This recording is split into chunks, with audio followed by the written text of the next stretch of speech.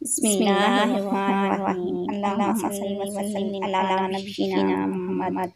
सवाल नंबर 1, क्या शुबान की 15 तारीख को लोगों की तकदीरों और मुतहयात वगैरह के फैसले होते हैं? जवाब जी नहीं। कुरान और हदीस से ऐसा कुछ साबित नहीं, बल्कि अल्लाह ताला ने इंसान की पैदाइश से पहले ही इसकी जिंदगी और मौत वगैरह के फैसले लिख दिए हैं।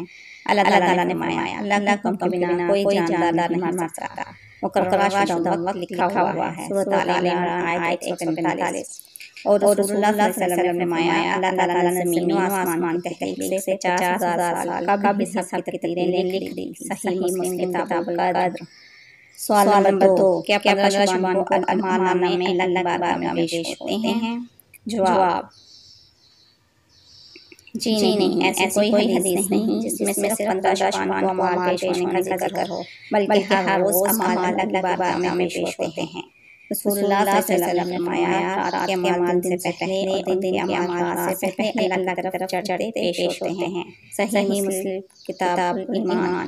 सवाल नंबर 3, क्या अल्लाह ताला सिर्फ 15 शुबान की रात पहले आसमान दुनिया पर नज़ुल फरमाता है, और क्या हमें सिर्फ 15 शुबान की रात बात करनी चाहिए? जवाब जी नहीं।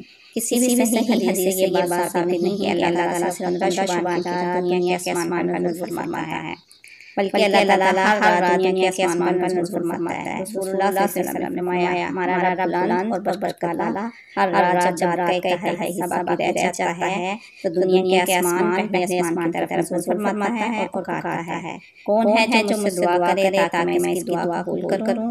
कौन है जो मुझसे मांगे ताकि मैं इसे अता करूं? कौन है जो मुझसे बख्शिश तलब करे ताकि मैं इसे माफ कर दूं? सही बुखारी। सवाल नंबर 4, क्या खुशी तौर पर 15 शुबान को रोज़ा रखना साबित है? जवाब जी नहीं। किसी भी सही हदीस में सिर्फ 15 शुबान को रोज़ा रखने का जिक्र नहीं, बल्कि रसूलुल्लाह सल्लल्लाहु अलैहि वसल्लम माह शुबान के अक्सर अय्याम रोज़े से गुजारते थे।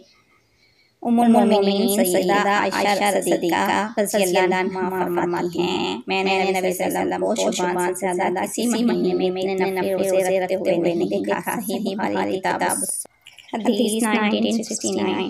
सवाल नंबर 5, क्या 15 शुबान की रात फौज शुक्रान की रूहें घरों की तरफ लौटती हैं, और क्या इस रात खुसूसी तौर पर कब्रिस्तान जाना चाहिए? जवाब जी नहीं। जब कोई बंदा फौत हो जाता है तो इसकी रूह इस दुनिया से आलम अरवाह मुंतकिल हो जाती है और दुनिया से इसका राब्ता हमेशा के लिए खत्म हो जाता है। अल्लाह ताला ने फरमाया, यहाँ तक कि जब इनमें से किसी को मौत आने लगती है तो कहता है, ऐ मेरा रब मुझे वापस लौटा दे ताकि मैं इस दुनिया में नेक काम करूं जिसे मैं छोड़ आया हूँ। अल्लाह ताला फरमाएगा, हरगिज़ नहीं, ये तो बस एक बात है जो वो हसरत से कहने वाला है, और इन सब रूहों के आगे इस दिन तक एक बरज़ख आड़ है जिस दिन वो कब्रों से उठाए जाएंगे। सूरतुल मोमिनून।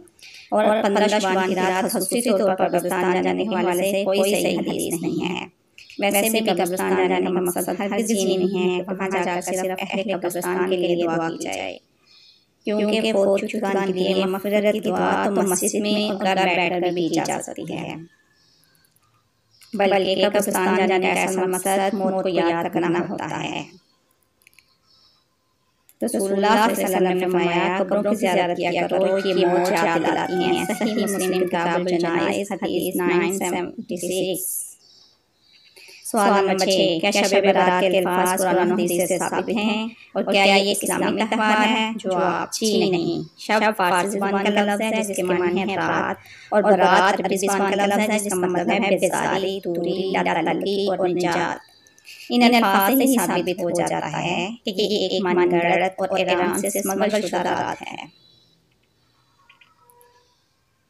क्योंकि इस्लाम कुर्बत की रातों का कायल है, ना कि बेज़ारी और दूरी का। अल्लाह ताला ने इस्लाम फारसी में नहीं उतारा, अलबत्ता राफ़िज़ियत ने फारसी अक़ाइद और नज़रियात इस्लामी माशरों ख़ुसूसन बरसग़ीर में ज़रूर फैला दिए हैं। दरअसल राफ़िज़ी मौजूदा शिया 15 शुबान की रात शब बरअ मनाते हैं। इनका फासिद व बातिल अक़ीदा है कि इस रात इमाम महदी आएंगे और सैयदना अबू बकर और उमर रज़ियल्लाहु अन्हुम को इनकी कब्रों से निकालकर रसूली पर लटकाएंगे और शियों को अहले सुन्नत से निजात दिलाएंगे। नाउज़ुबिल्लाह। शिया किताब हक़्क़ुल यक़ीन मुसन्नफ़ मौला बाकिर। गौरतलब बात यह है कि लफ्ज़ बरात और तबर्रा दोनों के मानी एक ही हैं, यानी किसी से ताल्लुकी, बेज़ारी, दूरी या निजात। अल्लाह ताला हमें कुरान और हदीस और अहले सुन्नत के असल मंहज को समझने और अमल करने की तौफीक अता फरमाए। आमीन। अल्लाहुम्मा अहदिना व सद्दिदना व मा अलैना इल्लल बलागुल मुबीन।